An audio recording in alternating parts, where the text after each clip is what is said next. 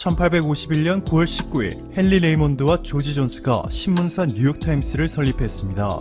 이후 꾸준히 영향력을 강화해 나갔고 1918년 제1차 세계대전에 관한 기사를 시작으로 지금까지 무려 90회가 넘는 퓰리처상을 수상했습니다. 퓰리처상은 신문 저널리즘과 문학작품 분야에서 가장 높은 기여자에게 주는 상으로 뉴욕타임스가 얼마나 강력한 영향력을 지녔는지는 이 퓰리처상 수상 횟수로만 증명이 되고 있습니다. 그만큼 뉴욕타임스는 전 세계 언론인들의 꿈의 직장인데요. 실제로 뉴욕타임스의 기자들에게 당신은 기자입니까? 라고 물으면 나는 그냥 기자가 아니다. 뉴욕타임스의 기자다. 라고 답할 만큼 자부심이 대단히 높은 것으로 알려졌습니다. 현재 뉴욕타임스는 뉴욕 맨해튼의 52층짜리 초호화 건물을 본사로 해서 영국 런던과 홍콩 이렇게 세 곳을 통해 24시간 기사를 공급하고 있습니다. 그 중에서도 홍콩 지국은 아시아 전체를 담당하는 뉴욕타임스의 오른팔과도 같은 곳인데요. 얼마 전 중국이 홍콩 보안법의 통과를 강행해버리는 바람에 비상이 걸렸습니다. 중국은 지난 30일 오전 전국 인민대표대회를 열고 만장일치로 홍콩 국가보안법을 통과시켜버렸습니다. 홍콩 국가보안법이 시행되기 시작하면서 홍콩을 중국으로부터 갈라놓으려는 행위, 중앙정부의 권력과 권위를 해치는 행위, 사람들에게 폭력과 위협을 가하는 행위, 홍콩 문제에 간섭하는 해외 국가들의 행위, 이 네 가지를 모두 위법으로 간주하고 중국식으로 처벌하겠다는 것인데요. 당시 우치웨이 민주당 대표는 한국과 두 체제의 죽음이라 표현했고, 데니스 쿼크 홍콩 시민당 의원은 이번 조치로 일국 양제는 공식적으로 사라졌다. 이것은 홍콩의 끝을 시사한다 라고 비판했습니다. 또 타냐 창 의원은 홍콩 보안법이 통과된 날이 홍콩 역사상 가장 슬픈 날이라 외쳤습니다. 로이터 통신의 보도에 따르면 트럼프 미국 대통령이 최근 백악관 로즈가든에서 기자회견을 열고 미국의 홍콩 특별 대우를 종료하는 행정명령에 서명했다라고 밝혔습니다. 즉 그동안 홍콩이 관세, 투자, 무역, 비자 등의 영역에서 중국과는 다르게 특별 대우를 받아왔는데 이 특혜들을 모조리 없애버린 것이죠. 그동안 미국과 중국 사이에서 중립을 지키겠다는 유럽도 단단히 화가 났습니다. 유럽연합의 핵심 멤버인 독일과 프랑스가 중국에 강력한 경고의 메시지를 날리면서 유럽연합도 중국에 대한 실질적인 제재 조치를 준비하고 있는 것으로 알려졌습니다. 월스트리트저널의 보도에 따르면 유럽연합 내에서 투표를 거쳐 만장일치로 통과할 경우 빠르면 다음 주에 유럽연합이 중국을 향해 수출 금지 및 범죄인 인도조약 재검토라는 강력한 실질적 대응 조치를 발표하게 됩니다. 상황이 최악으로 치닫자 결국 홍콩에 위치한 수많은 글로벌 기업들이 탈홍콩 러쉬에 속도를 내고 있습니다. 자, 그런데 여기서 세계 최고의 언론사 뉴욕타임스가 깜짝 발표를 하게 되죠. 뉴욕타임스는 홍콩 사무소를 서울로 옮길 예정이다. 중국이 통과시킨 국가보안법은 뉴스기관을 불안하게 만들었다. 라며 그동안 홍콩은 자유분방한 언론의 환경과 함께 아시아 본부 역할을 해왔다. 그런데 이제 홍콩 직원의 3분의 1은 디지털 뉴스팀을 서울로 옮기겠다 전했습니다. 이것이 얼마나 큰 의미냐면요. 우리는 신문사의 책임자를 편집국장이라고 부르고 있습니다. 그만큼 언론사는 편집이 곧 절대 권력을 뜻하는데 아무리 많은 기사를 써도 편집팀이 이 기사를 허가하지 않으면 영원히 공개되지 못하는 종이 쪼가리에 불과합니다. 때문에 신문사의 심장이라고 부르고 있는데 뉴욕타임스 아시아 본부의 심장을 한국에 이동하겠다는 것으로 사실상 이제부터는 뉴욕타임스가 한국을 아시아 본부로 삼겠다는 것입니다. 뉴욕타임스는 서울뿐만 아니라 일본의 도쿄, 태국 방콕, 싱가포르 등을 후보 도시로 종합적으로 고려했고 그 결과 한국이 가장 외국 기업에 친화적이면서도 언론의 자유가 보장되었다고 판단했다고 전했습니다. 또한 한국이 아시아에서 중요한 위치에 있어서 비교적 쉽게 다른 후보 국가들의 미련 없이 서울을 택할 수 있었다고 밝혔습니다. 뉴욕타임스의 과감하고도 빠른 한국으로의 이사 결정에 홍콩에 있는 수많은 글로벌 언론사들 AFP통신, CNN, 월스트리트저널, 파이낸셜타임스 등이 뉴욕타임스를 따라 아시아 본부를 한국으로 옮길 가능성이 떠오르고 있습니다. 한국이 단숨에 아시아의 저널리즘 허브로 거듭날 수 있다는 것이죠.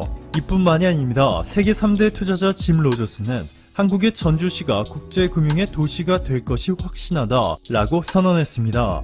세계 연기금 중에서 세 번째로 규모가 큰 국민연금의 본사가 바로 전주에 있기 때문이죠. 국민연금이 현재 굴리는 자산 규모는 726조 원으로 지금까지 누적 수익은 349조 원에 달합니다. 짐 로저스는 자산도 많고 영향력도 막강한 국민연금이 전주시에 있다 라며 국제금융도시가 되기 위한 인프라가 갖춰졌다 라고 설명했습니다. 실제로 이미 전주시에 글로벌 은행들의 대이동이 이루어지기 시작했죠. 글로벌 수탁은행 탑5가 바로 뉴욕 멜론은행, SSB, 시티은행, JP모건 체이스, 브라운 브라더스 해리먼인데요. 이 중에 1위와 2위가 전주에 사무소를 오픈했습니다. 35개 국가에서 5만 명에 육박하는 직원들과 4경 원이 넘는 천문학적인 자산을 관리하고 있는 뉴욕 멜론은행, 그리고 3경 9천조 원의 수탁 자산 규모를 자랑하는 SSBT가 국민연금과의 계약을 위해 한국의 전주를 선택했습니다.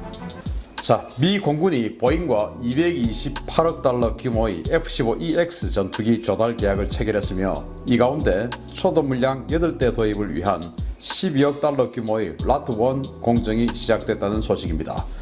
미 공군이 보잉과 228억 달러, 즉 한화 27조 5,060억 원 규모의 차세대 F-15EX 전투기 양산 계약을 체결했다고 폭스뉴스가 15일 보도했습니다.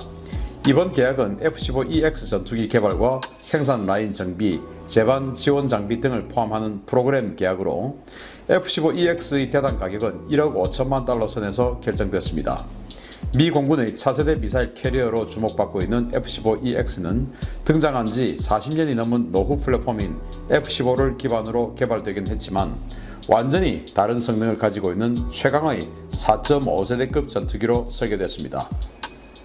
조종 계통을 완벽한 디지털 방식으로 전면 교체하고 레이더 역시 250km 이상의 거리를 탐지할 수 있는 고성능 A사 레이더로 교체했습니다.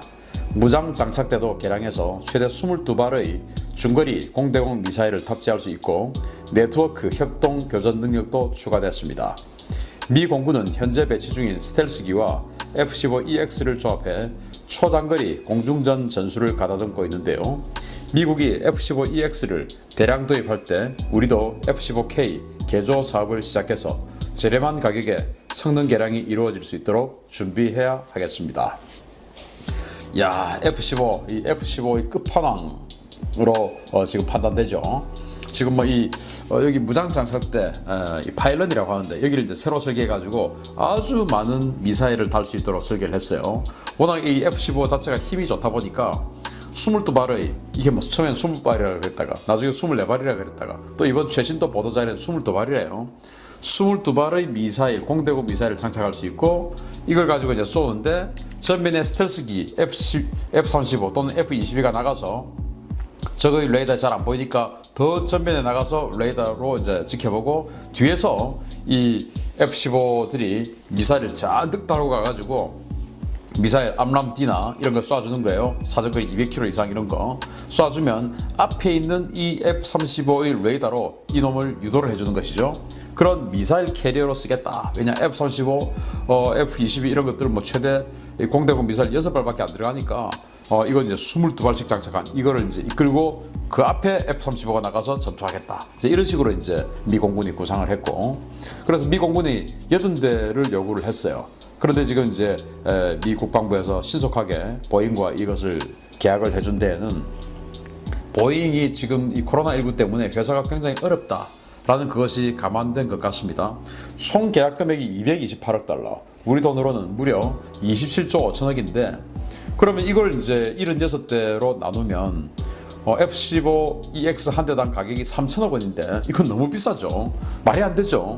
그래서 제가 다시 이제 자세하게 좀 들여다보니까 F-15 전투기 프로그램 가격은 1억 5천만 달러, 1,500억 원. 그리고 나머지 1,500억 원은 뭐냐? 바로 이 지금 이제 다 사라져 있는 이 라인 새로 세우고 그리고 이 디지털 칵핏이라든지 뭐 어마어마하게 지금 개조 개량을 했기 때문에 거의 새 기체를 개발하는 것만큼은 안 들어가지만 아주 많은 개발비가 들어간 거예요. 그래서 그런 개발비, 라인 새로 만드는 가격 뭐 이런 게 이제 포함이 돼 있어서 이 가격이 나왔다. 그러니까 우리가 알고 있는 이 27조 중에서 절반은 F-15 프로그램 코스트, 여기 이제 부품, 무장 이런 거 다 들어가는 거죠. 나머지 절반은 라인 새로 살리고 유지 부품 정비 시스템 뭐 이런 거 이제 새로 만드는 그 비용이다.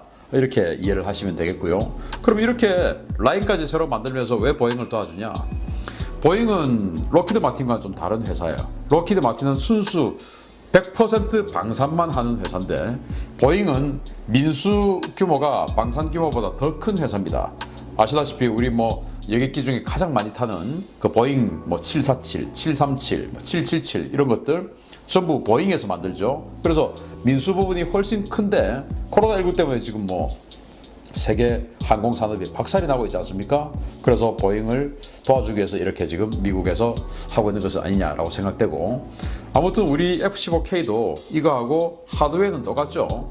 그런데 이제 소프트웨어라든지 이런 게 너무나 지금 이제 발전을 그 사이에 많이 해버렸는데, 우리 F-15도 지금 거의 20년 가까이 15년 이상 지금 쓰고 있는 그런 상황이기 때문에 이 미국의 76대 도입 사업이 끝나기 전에, 즉 라인 살아있을 때 우리도 이거 F-15EX 버전으로 업그레이드 하는 게 좋거든요. 그래서 지금이라도 공군은 빨리 이 관련한 예산 편성 계획 세워야 된다. 그래서 이 라인 사라지기 전에 해야 우리가 값싸게 할 수 있죠. 사라지고 나서 다시 살리려면은 또 눈탱이 만든 겁니다. 빨리 슬기로운 안목으로 우리 F-15K 업그레이드 사업 준비해서 강력한 이 독수리로 계속 대한민국 영공을 지켜주기를 기대합니다. 두 번째 소식인데요. 정말 고소한 소식이에요. 이게 아주 예쁜 여자분이 맛있게 보이는 커피 잔을 들고 있는데, 이 예쁜 여자분 아시다시피 중국의 유명한 영화배우 탕웨이입니다. 그리고 이 커피 잔은 뭐냐? 바로 중국의 아주 유명한 커피 전문 체인점 루이싱 커피라고 하는 곳의 이 커피인데, 잔에 보면 이렇게 사슴 문양이 이렇게 새겨져 있네요. 이 루이싱 커피가 제가 기사를 읽어드리기 전에 스타벅스를 상대하겠다. 그러니까 이 미국과 중국의 이 패권 경쟁, 국가적 패권 경쟁 말고 세계적인 커피 패권 경쟁도 한번 하겠다라고 해서 중국의 모 기업에서 스타벅스에 도전하는 그런 이제 기업을 만들어서 스타벅스 매장 옆에다가 막 이제 공격적으로 매장을 만들었던 바로 그 회사예요. 그 회사가 지금 박살이 난 겁니다. 보여드리겠습니다. 미국이 중국과의 회계 규정 양해 각서를 폐기하겠다고 선언한 직후에 하루 만에 나스닥에 상장한 중국 최대 커피 체인이 휘청거리기 시작했다는 소식입니다. 다른 기업들도 두려움에 떨고 있습니다. 중화권 최대 커피 체인으로 중국판 스타벅스라고 불리던 루이싱 커피가 14일 거진이 최고 경영자의 회장직 퇴출을 선언했다고 AFP 통신이 현지 시각 14일 보도했습니다. 이번 결정은 미국의 회계규정 양해각서 파기 소식이 전해진 직후에 중국 국무원 산하 금융안정위원회가 공문을 통해 거진이 회장은 암덩어리라고 규정한 지 이틀 만에 취해진 조치인데요. 중공의 이 같은 결정에 루이싱 커피 이사회는 즉각 거진이 회장의 퇴출을 선언해 이 기업이 실질적으로 중국 공산당의 통제하에 있었다는 사실을 스스로 증명한 것 같습니다. 나스닥에 상장되며 중국판 스타벅스로 불렸던 이 루이싱 커피는 지난해 세계분기 매출을 조작해서 최소 22억 위안, 한화 3,800억 원의 매출을 뻥튀기 한 것으로 확인됐는데요. 중국 당국은 거진이 회장이 이 같은 부정을 직접 지시했으며 그가 모든 책임을 질 것이라고 밝혔습니다. 전문가들은 중공의 이번 조치가 미국의 회계 공세를 막기 위한 희생양 선정과 꼬리 자르기라고 비판하고 있는데요. 중공금융안정위원회는 수년 전부터 루이싱 커피의 회계 부정을 인지하고 있었지만 미 회계 당국의 감사자료 요구를 수년째 거부하며 루이싱 커피의 부정을 은폐해 왔었습니다. 미 증시에 상장된 중국 기업들은 이번 고 회장 퇴출 사태에 촉각을 곤두세우고 있는데요. 다음은 어떤 기업이 희생양이 되어 오너가 쫓겨나고 처벌을 받을지 중국 대기업들이 두려움에 떨게 됐습니다.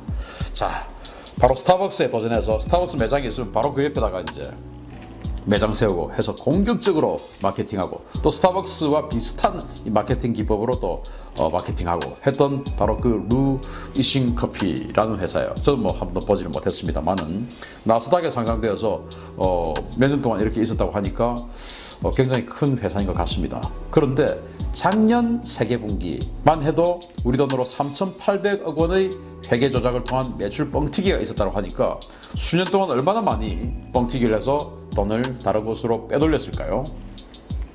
그러니까 이제 미국이 계속 이 회계 자료를 요구를 하니까 중국에서 거부를 했죠. 그런데 지금 제가 오늘 아침에 보여드린 그 데일리 디펜스 보면 지금 미국이 이제 중국과 이 회계 양해 각서를 폐기를 하고 이제는 뭐 바로 그냥 조사해버리겠다라고 선언을 했지 않습니까? 그러니까 중국이 지금 뜨거라 해가지고 지금 이 회사를 그냥 뭐 제거를 해버린 것 같은데, 수년 동안 미국이 이 회사의 회계 자료를 요구를 했을 때 중국은 뭐 문제없는 회사다라고 계속 자료 제출을 거부를 했다라고 해요. 그런데 이제 이 미국의 양해각서 폐기 통보와 함께 바로 중국 금융감독원에서 이 회사에게 공문을 보낸 거예요. 그 회장 암덩어리야 했더니 불과 이틀 만에 이 회장이 이사회에서 쫓겨난 겁니다. 이 말은 결국 미국의 주장처럼 이 회사도 중국 정부 또는 중국 인민해방군에서 컨트롤하는 회사가 아니냐라는 것을 거의 확실하게 보여주는 그런 사례가 아닌가 생각이 되죠. 미국은 화웨이나 샤오미 이런 회사를 중국 인민해방군 산하, 인민해방군 소속 또는 인민해방군이 컨트롤하는 회사다라고 계속 이제 이야기를 해왔었는데, 아니 뭐 계속 회계 자료 거부하다가 중국 금융감독원에서